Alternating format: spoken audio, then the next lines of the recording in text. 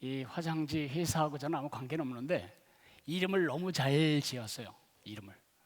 이 화장지 회사의 제품 이름은 잘 풀리는 집입니다. 그래서 이사 갈 때 많은 화장지 중에 뭘 살까 그럴 때 잘 풀리는 집, 잘 풀리면 얼마나 좋겠어요. 그 선전 문구를 제가 그대로 하나 따왔는데 이렇게 써 있더라고요.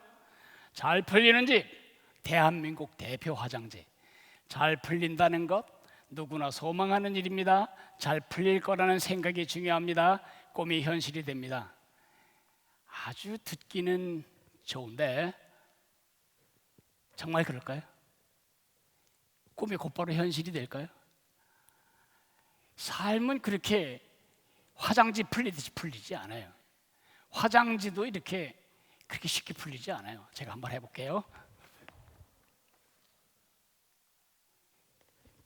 5m밖에 못 나갔어요. 이렇게 우리 삶은 항상 내가 생각한 대로 쭉쭉 뻗어나가고 쫙쫙 전개되지가 않습니다. 우리 다 경험했지만 우리 꿈은 순간순간 가로막히고 순간순간 보폭이 꼬이고 우리가 생각한 꿈과는 정반대 방향으로 꿈이 흘러가는 것을 우리 모두는 다 경험하고 다 가슴앓이를 했던 경험들이 있는 사람들입니다. 내가 꾼 꿈, 그 꿈이 나쁜 꿈이라면 별로 실망하지 않아요. 근데 나는 하나님을 영화롭게 하고 세상을 축복하겠다 이런 분명한 꿈을 가지고 있는데, 그리고 그곳을 향해 내 삶을 몰아가고 있는데 삶은 그 반대 방향으로 진행이 될 때 우리 참 혼란스럽죠. 제 가슴에 맺힌 기도 제목이 하나 있습니다. 제 친구 목사님이 한 2년 전쯤 위암이 발견이 되어서요, 초기에 발견되어서 위를 절제해냈습니다.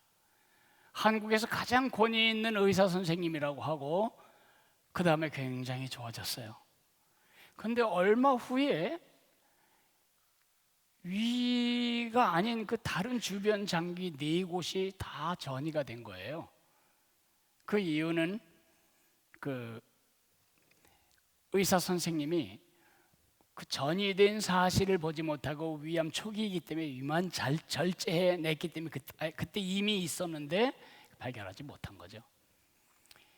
여러 차례 항암을 걸치며 피골이 상접했고 정말 사람처럼 보이지 않을 정도로 너무 수척해졌는데 몇 주 전에 연락을 받았어요.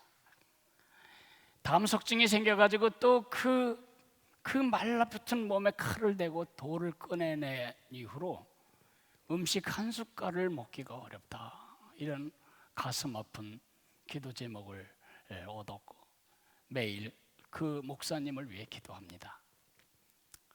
여러분이 이런 상황을 들을 때 설상가상이네, From bad to worse, 좀 나빴는데 더 나빠지네, 이런 일을 우리가 한두 번 경험합니까? 유방암으로 시작했는데 폐암으로 전이된 그런 자매를 놓고 제가 또 기도하고 있습니다. 사업이 실패했는데 몸에 이상이 생긴 형제도 있습니다. 이렇게 삶은 우리가 생각한 것처럼 쭉쭉 뻗어나가거나 잘 풀리지 않는 것 같습니다. 그래서 우리 모두는 혼란스러워하고 이럴 때마다 우리는 시험에 듭니다. 하나님 뭐 하는 거예요 도대체? 하나님 진짜 계셔? 하나님 날 사랑한다는 거 맞기나 해? 모든 게 혼란스러워집니다. 그러면 제일 먼저 찾아오는 게 시험입니다. 나 그만두겠어. 꿈을 포기합니다. 우리 모두가 다 그렇게 접은 꿈이 얼마나 많아요. 해보려고 했는데 현실이 가로막아요. 그럴 때마다 우린 꿈을 접죠. 그리고 또 다른 꿈을 꿉니다. 또 막아요. 또 접습니다. 우리는 꿈을 묻고 또 묻고 장사 지내고 또 파묻고 여기까지 살아왔습니다. 혹시 그 많은 사람들 중에 한 사람이라고 자기를 생각하는 사람 없습니까? 아니, 그보다 더 중요한 질문은 앞으로 나는 현실이 꿈과 다른 방향으로 역주행할 때도 나는 꿈을 포기하지 않겠다. 난 절대 포기하지 않겠다. 그 많은 사람들 중에 하나로 내 인생을 놓고 살진 않겠다. 이런 결단을 하고 싶은 분은 안 계신가요? 오늘 잘 오셨어요. 어떻게 우리가 그렇게 할 수 있을까요? 그것은 이미 요셉이라고 하는 우리 믿음의 족장 요셉 할아버지의 생애를 통해서 하나님이 이미 이루셨고, 우리에게 그 삶 전체를 교재로 해서 우리가 살아갈 방법을 보여주셨습니다.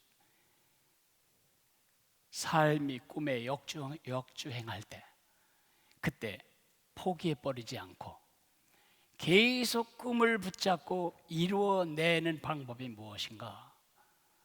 우리 다 같이 창세기 39장 19절부터 끝절까지를 같이 찾아서 읽겠습니다. 창세기 39장 19절 말씀입니다. 같이 읽습니다. 그의 주인이 자기의 아내가 자기에게 이르기를 당신의 종이 내게 이같이 행하였다 하는 말을 듣고 심히 노한지라. 이에 요셉의 주인이 그를 잡아 옥에 가두니 그 옥은 왕의 죄수를 가두는 곳이었더라. 요셉이 옥에 갇혔으나 여호와께서 요셉과 함께 하시고 그에게 인자를 더하사 간수장에게 은혜를 받게 하시매 간수장이 옥중 죄수를 다 요셉의 손에 맡김으로 그 재반 사물을 요셉이 처리하고 간수장은 그의 손에 맡긴 것을 무엇이든지 살펴보지 아니하였으니 이는 여호와께서 요셉과 함께 하심이라. 여호와께서 그를 범사에 형통하게 하셨더라. 거꾸로 가는 것 같습니다. 그가 누구입니까? 요셉이 누구입니까? 그 아버지의 가장 사랑받고 촉망되던 아들이었습니다. 그에겐 꿈이 있었습니다. 꿈이 있었고 아버지의 사랑 독차지했던 대상이 형제들의 미움의 대상이 되고 형제들에 의해 죽임을 당하게 됩니다. 굶어 죽을 뻔한 그를 하나님이 다시 끄집어내서 이집트로 팔려가게 합니다. 사랑스러운 아들이 상품이 되었습니다. 보디발의 집에 노예가 되었습니다. 이제 무언가 조금 해볼만 할 때 보디발의 부인이 한도 끝도 없이 동침의 유혹을 하자 그는 그것을 반대합니다. 그것 때문에 요셉은 왕의 죄수들이 갇히는 정치범 수용소 특급 감옥에 갇히게 됩니다. 이 꿈하고는 정반대 방향으로 삶이 전개되어 가고 있지 않아요? 이러면 어떻게 해야죠? 보통 경우는 좌절하고 그리고 포기합니다. 나 이제 그만할래. 그러나 성경은 그렇게 말하지 않고 23절에 형통하게 하셨더라. 여호와께서 그를 범사에 형통하게 하셨더라. 형통한다는 말은 우리가 쉽게 쓰는 말로 성공했다는 뜻입니다. 요셉은 성공했습니다. 감옥에서도 성공했습니다. 그가 그 삶이 그렇게 꿈을 역주행해 나갈 때에도 그가 삶을 포기하지 않고 주어진 것에서 꼽힐 수 있었던 것은 다음과 같은 세 가지 이유 때문입니다. 하나님이 요셉 이야기를 우리에게 아주 소상하게 적어 놓으시고 우리를 오늘 아침도 읽게 하시는 이유는 너희도 그래야 한다. 너희도 그러길 나는 바란다. 그런 하나님의 소원 때문입니다. 요셉 할아버지가 어떻게 삶이 꿈을 역주행할 때 이겨냈는지 세 가지 이유를 우리가 안다면 그 원리를 안다면 우리도 그렇게 승리할 수 있습니다. 승리하기를 원하는 사람은 귀를 기울여 들으시기 바랍니다. 첫째로는 현실이 아니라 하나님이 주신 꿈에 시선을 집중하라는 것입니다. 하나님이 주신 꿈에 집중해야지 현실에 집중하면 우리 다 멀미합니다. 배를 타고 바다 한가운데 가면 다 울렁거리고 멀미하지요. 뱃사람이 아닌 한 그건 아주 자연스러운 일입니다. 그럴 때 뱃멀미를 이기는 좋은 원리를 저는 섬 형제에게 배웠습니다. 배 한복판으로 가서 무게중심 한복판에 서서 절대 바다나 파도 바라보지 말고 배 끝이나 배 물건들 바라보지 말고 눈을 떼어서 저 하늘에 있는 구름을 바라보거나 멀리 있는 섬의 스카이라인을 바라보고 있으면 가라앉는다. 저는 그렇게 배운 날 이후로 배를 탈 때마다 그렇게 합니다. 실제로 멀미가 잦아듭니다. 반대로 파도, 높은 파도 잡고 보고 일렁이는 배 고물과 임을 쳐다보면 우리 몸이 동시에 멀미를 시작합니다. 요셉의 삶이 꿈과 정반대 방향으로 갔지만 그가 억울해하고 분노하고 이갈고 복수를 계획하고 삶을 포기하지 않았습니다. 반대로 그는 성공했습니다. 주어진 삶을 담담히 받아들였을 뿐만 아니라 주어진 현실에서 그는 성실하게 무슨 일을 하든지 죽게 하듯 하고 사람에게 하듯 하지 않았습니다.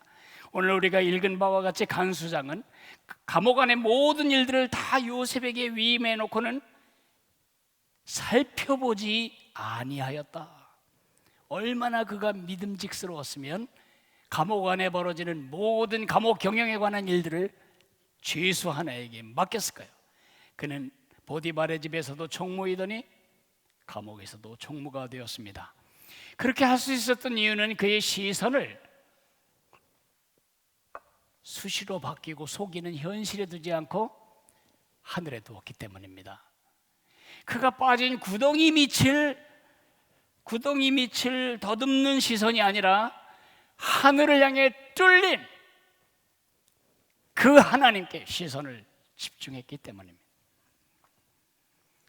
제가 몇 주 전에 여러분에게 이 물건을 보여드렸습니다. 그때 여러분에게 보여드렸을 때 이 이름은 꿈채였습니다. 꿈채.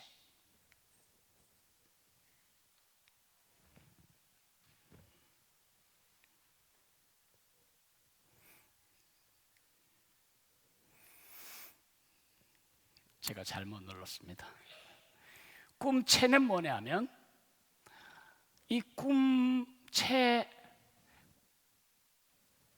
꿈을 낚는, 꿈을 잡는, 그러니까 좋은 꿈은 여기 와서 걸리고 나쁜 꿈은 다 새 나가는 것이라고 제가 말씀을 드렸죠. 근데 여러분, 이 꿈채에 대한 많은 해석이 있는데 또 다른 해석은 뭐냐면 이것은 꿈채입니다. 여러분, 채 아시죠? 내가 얻기를 원하는 내용물의 크기만큼 이 채의 눈이 크고 작죠. 여기다 놓고 채면 내가 얻기 원하는 것이 빠져나가고 얻기 원하지 않는 것이 여기 걸리죠. 그러니까 많은 해석은 뭐냐면 나쁜 꿈은 여기에 들러붙고 좋은 꿈은 일로 와서 이 깃을 타고 그 사람에게로 임한다. 선택입니다. 여러분은 오늘 있다가 내일 바뀔지도 모르는 현실을 얻기 위해 오늘을 살아가고 있습니까? 아니면 반드시 하나님께서 여러분을 통해 이루시기를 원하는 그 꿈을 이루기 위해 삶을 몰아가십니까? 그것 따라서 아주 인생은 달라지게 됩니다.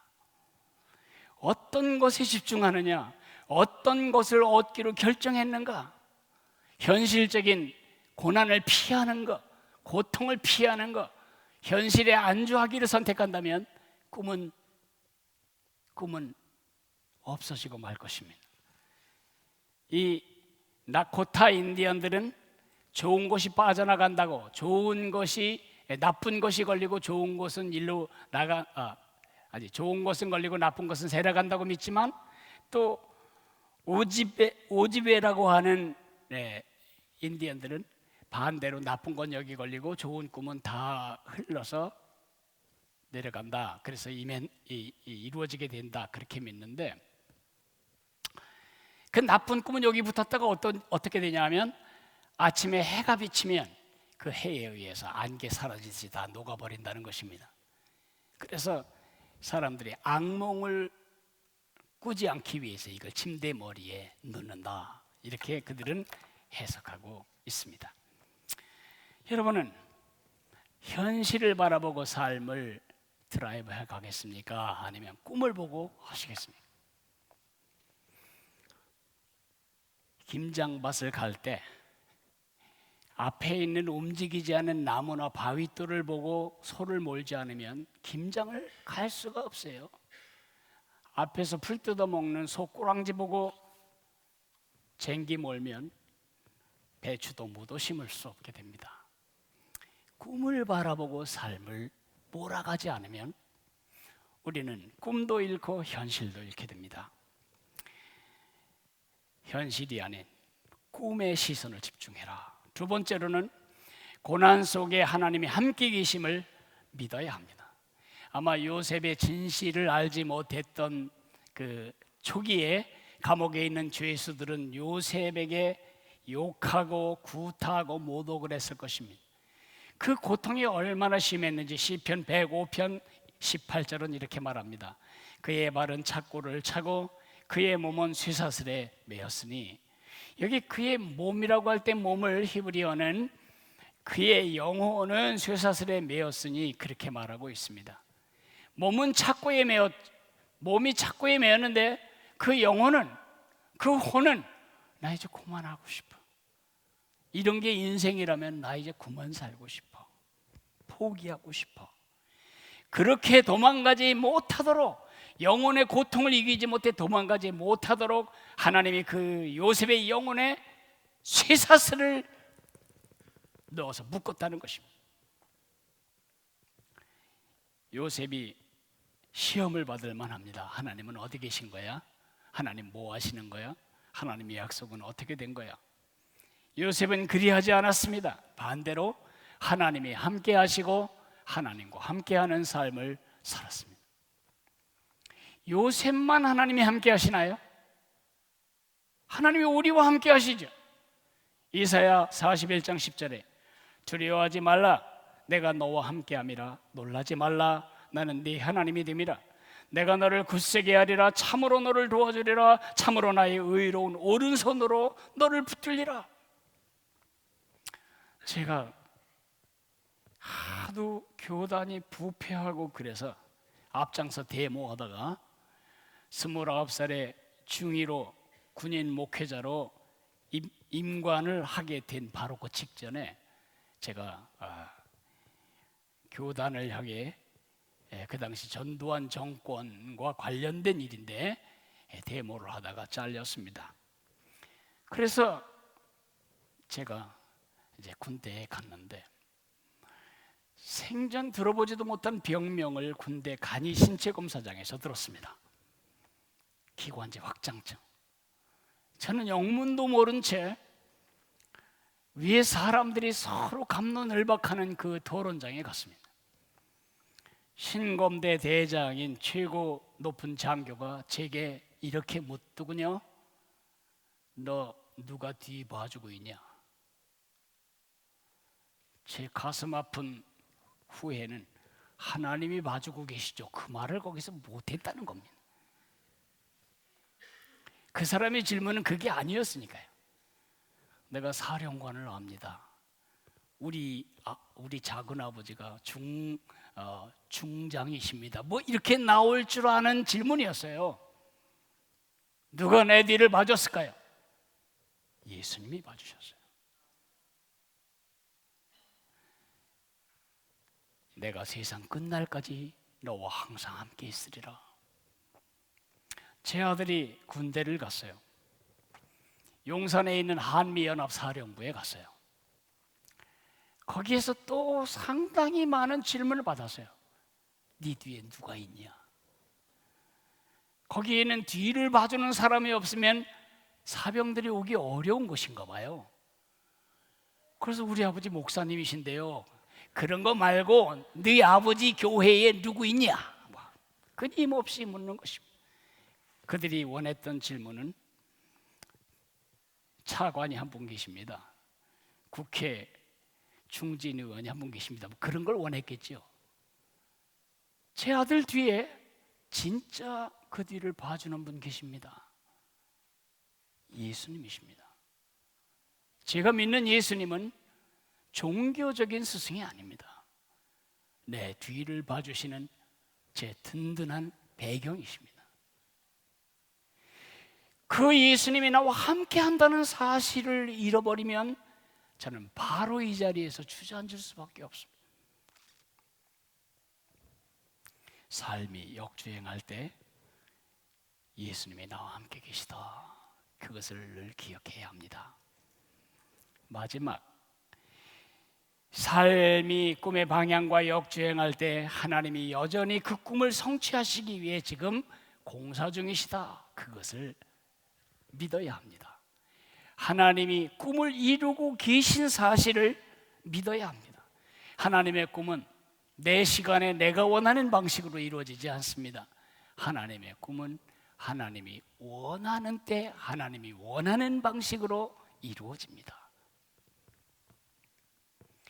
삶의 실제 모든 부분은 하나님의 공정의 한 부분입니다. 우연히 재수가 없어서 운이 바닥이 나서 그런 말은 우리 하나님 백성들의 어휘가 아닙니다. 단 한 가지도 하나님이 허락하시지 않는 일은 여러분에게 일어나지 않습니다. 하나님이 꿈을 이루실 것을 믿으십시오. 모든 것이 지금 다 여러분을 공격해 된다고 느낄 수 있습니다. 몸은 아프지, 사업은 꼬이지, 애는 속속이지, 부하 직원은 나를 속이지, 끝도 한도 없는 공격을 나한테 퍼붓고 있는 것 같을 때가 누구에게나 있을 수 있습니다. 여러분, 야곱이 그렇게 느꼈습니다. 야곱이 지금 살던 그 시점은 7년 대기근이 시작되었던 때입니다. 이미 아들들이 가가지고 곡식을 한번 사오긴 했지만 그때 심각한 일 한 가지가 벌어졌습니다. 둘째 아들 시므온이 인질로 잡힌 겁니다. 왜 인질로 잡혔냐고요? 너희들은 순수한 양식 거래를 위해 온 놈들이 아니다. 너희들은 우리나라를 염탐하러 온 스파이들이다. 아니라니까요. 우리 아버지는 지금 나이 많으시고요, 우리 아들들이 있었는데 하나는 없어졌고요, 또 막내 아들 하나가 있습니다, 뭐 이런 얘기를 다 했더니, 그러면 그 막내 데려와. 그러면 너희의 말이 진실함을 믿어줄게. 기가 막힌 노릇입니다. 가장 사랑했던 11번째 아들은 짐승에 뜯겨 죽었고, 두 번째 아들은 임질로 잡혀있고, 이제 12번째 아들을 데려오라고 이집트에서 호령하고 있는 것입니다. 안 보내고 싶지만 그러면 다 굶어 죽습니다. 양식을 또 사와야 되는데 아들을 또 잃을 수는 없습니다. 이렇게 막 마음에 갈등과 혼란이 있을 때 야곱이 한 말, 창세기 42장 36절입니다. 이는 다 나를 해롭게 함이라.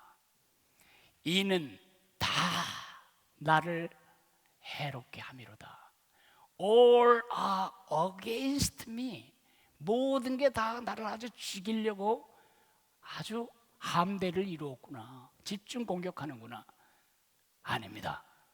먼 훗날 야곱은 이렇게 바꿨을 것입니다. 이는 다 합력하여 선을 이루기 위함이었구나. 로마서 8장 28절. 하나님을 사랑하는 자 곧 그 뜻대로 부르심을 입은 자들에게는 모든 것이 합력하여 선을 이루느니라. 그 다음 띄워주십시오. 모든 것이 다 합력해서 선을 이루기 위하여. All are for me. 모든 게 다 나를 대적해 있는 것이 아니고 나를 위한 것이다. 요셉은 하나님이 지금도 꿈을 이루기 위하여 작업 중이라는 사실을 잊지 않았습니다. 이제 제가 말씀을 정리하려고 합니다. 오늘 여러분이 들은 말씀 다 이 대접 안에 집어넣으시죠. 다 집어넣으세요. 그리고 이 대접 하나만 기억하시면 되겠습니다. 이 대접 이거 보통 대접 아닙니다. 이 대접 제가 2만 원이나 주고 산 방자 유기국 대접입니다. 세트를 사려고 했더니 수십만 원 돼서 할 수 없이 이거 한 개밖에 못 샀습니다. 방자 육이란 어떻게 만들어지는지 대충은 아실 거예요. 구리 78 그리고 주석 22 그렇게 합금된 쇠뭉치를 녹여서 그것을 일단 이 주형 틀에다가 붓습니다. 그리고 나서는 끊임없이 때리는 것입니다. 끊임없이 때리고 또 때리고 불에 집어넣고 다른 것 또 때리고 불에 집어넣다 또 때리고. 그래서 이것은 잘 깨지지도 않고 녹도 잘 나지도 않습니다. 그래서 방자 유기는 굉장히 비싼 그릇이죠. 근데 이 방자 유기에 인격이 있다고 한번 상상해 볼까요? 이 방자 유기에 우리가 생각하는 생각도 할 수 있고, 이 방자 유기가 느낄 수도 있고, 그리고 도망갈 의지도 있다 이렇게 생각해 보십시오. 이 방자 유기가 제일 많이 했을 이야기를 들어볼까요? 그만두고 싶어. 나 그만둘래. 나 끝낼래. 그만하세요 제발. 그만큼 때렸으면 됐지 뭐 계속 때려야 돼. 때리기만 하나 그 브러쉬로 계속해서 갈가내지, 또 때리고 또 갈가내지. 수천 번 수만 번을 맞는 동안 방자유기는 많이 실망했을 거예요. 많이 지루했을 거고요. 그만두고 싶었을 거예요. 그러나 그럴 때 우리가 해줄 말이 있다면, 유기야, 내 맞는 현실이 아프다고 거기 집중하지 말고 너가 얼마나 멋지고 근사한 그릇으로, 수십 대를 대물림에도 망가지지 않을 그릇으로 빚어지고 있다는 그 꿈에 집중하거라. 그리고 네가 지금 두들겨 맞고 있을 때에 네 장인은 너에게 가장 가까이 있다는 것을 잊지 말아라. 그리고 네 장인은 단 한 번의 망치질도 헛되게 하지 않는다는 것을 생각해라. 그 많은 망치질은 너를 더 멋지고 튼튼하게 만들기 위한 하나님, 아니 네 주인님의 작업 공정이다. 그렇게 말해주고 싶지 않겠어요? 이제 그 얘기를 바로 여러분 자신에게 하시면 됩니다. 포기하지 마십시오. 그만두지 마십시오. 꿈을 붙들고 늘어지고 그 꿈을 향해 드라이브 해가다 보면 여러분은 하나님을 영화롭게 하고 세상을 축복하는 믿음의 삶을 반드시 경험하게 되실 것이니까요. 우리 다 같이 일어나실까요?